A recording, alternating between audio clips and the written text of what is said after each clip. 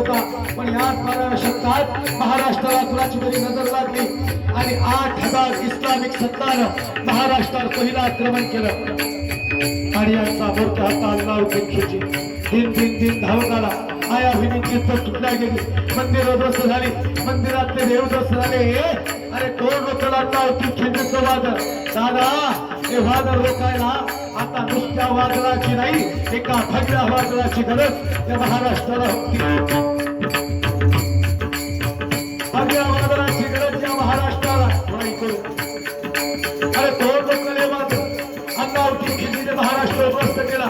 आया बहिणींची तर तुटल्या गेली, मंदिरातले देव उद्ध्वस्त झाले, मंदिरं उद्ध्वस्त झाली. मग खऱ्या अर्थात काय कराल? 288 वर्ष महाराष्ट्र लढत होता. आई साहेब 288 वर्ष महाराष्ट्र लढत होता.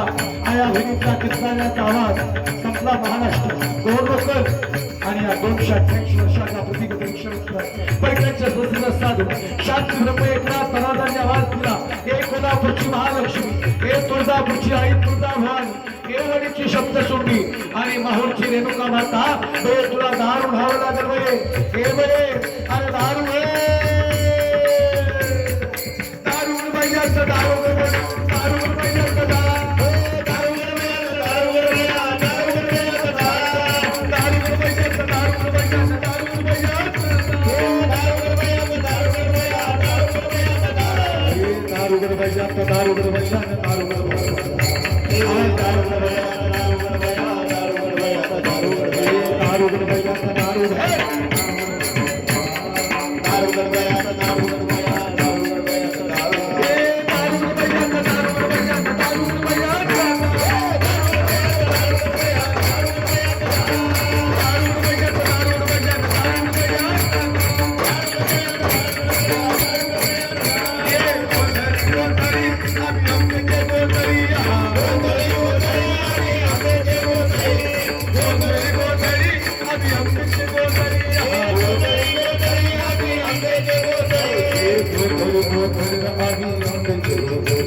गोंधळी